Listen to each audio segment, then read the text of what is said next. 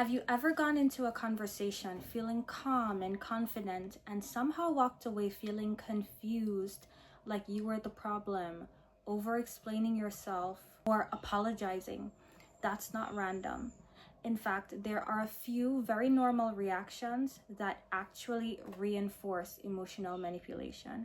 These are the things that make emotional manipulation work, and most people don't even realize that they're doing them. In this video, I'll show you the 5 biggest mistakes that people make in manipulative conversations, why those reactions take away your control in the moment, and what to do instead so that you leave these conversations feeling clear, calm, confident, grounded, not guilty. If your biggest stress in moments like this is that you don't know what to say, do you have a script filled with ready-to-use responses you can use, and it's linked below in the description. It's there if you want real phrases that you can use to practice this. So let's start with a mistake that looks completely harmless, but it actually makes emotional manipulation the easiest for someone to pull off. Mistake number 1 is explaining too much. One of the fastest ways to lose your control during a conversation with an emotional manipulator is by over-explaining. Explaining yourself too much. You start over-explaining your decisions. You start giving reasons, then more reasons, then examples, and then you defend those examples. And that's why this backfires. Manipulation works best when you hesitate and they stay active. Here's a better approach. You don't need a perfect response. You just need a simple one. Or even something simple like, "I'm not comfortable with that," keeps you in control and present. Mistake number 3, and this one is deeply emotional, is trying to prove that you're a good person. When someone implies that you're selfish, you're rude, you're ungrateful, or anything else, instinct is to prove that it's not true. So what do? You start listing everything that you've done. You start to explain your intentions. You start to reassure them of your character. And here's why this hands over your control. The moment you start proving that you're good, that's the moment where you actually accept their framing of you. Now the conversation isn't about your boundary anymore. It's about whether you're kind enough, you're good enough, you're loyal enough, you're caring enough. And that's a test that you can never fully win because the goalpost always moves. This manipulation tactic works as long as you feel responsible for fixing their perception of you. Here's a better approach. Don't defend your character. If they say you're selfish, say, "Yes, I like being selfish." If they say you don't care, "Yes, I like not caring, I like being selfish." Return to your decision. Say, "I understand you feel that way, but my answer is still no." Hold your boundary. Don't over-explain. You're not justifying it. You're not trying to change their mind. Just say, "Yes, I understand that's how you feel, but this is what's best for me and I'm sticking with it." Mistake 4 is matching their emotional intensity. Sometimes manipulation comes with raised voices, urgency, frustration, pressure, guilt, and the natural reaction is to match that energy. You get louder, more emotional, more reactive. But here's the problem. When your emotional level rises, your clarity drops. And when your clarity drops, you become easier for them to redirect.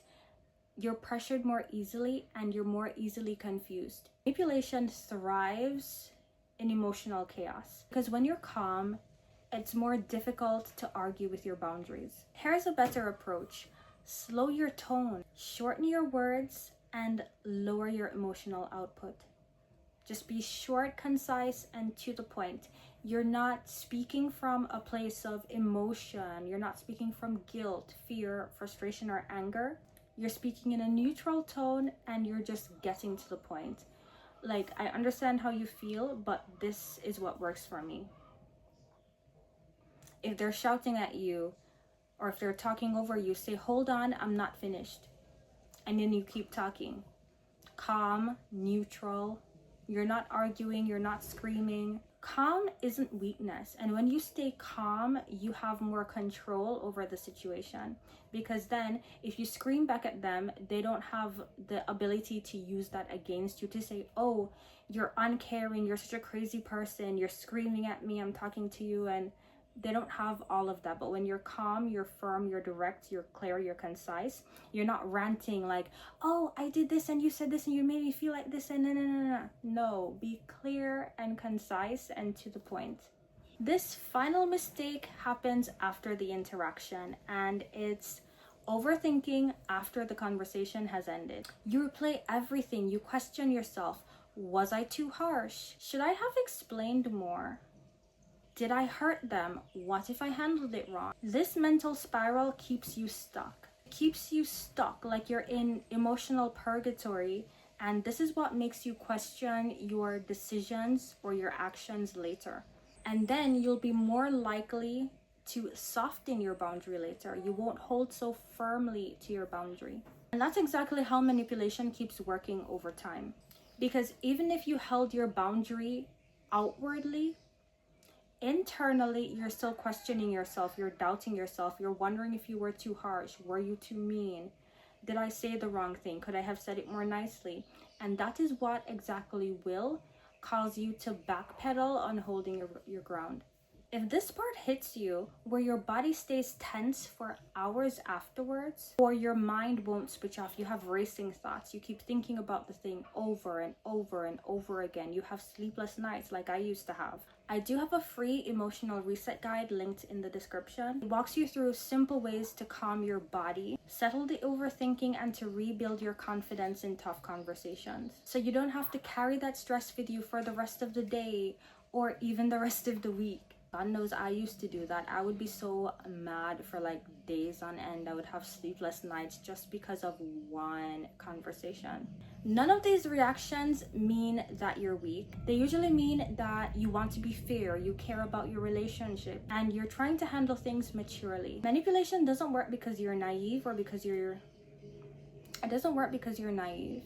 It works because you're human. But once you see these patterns, you can start to respond differently. And that is what changes everything. If you want actual phrases that you can use, remember to check the link for the ready-to-use scripts, the freeze response recovery guide. If this video helped you to spot these patterns in your own behavior, comment below, simply say I see it now. I read every comment and it helps more people find this content. Subscribe for more content like this that will make those tough, awkward, pesky conversations easier.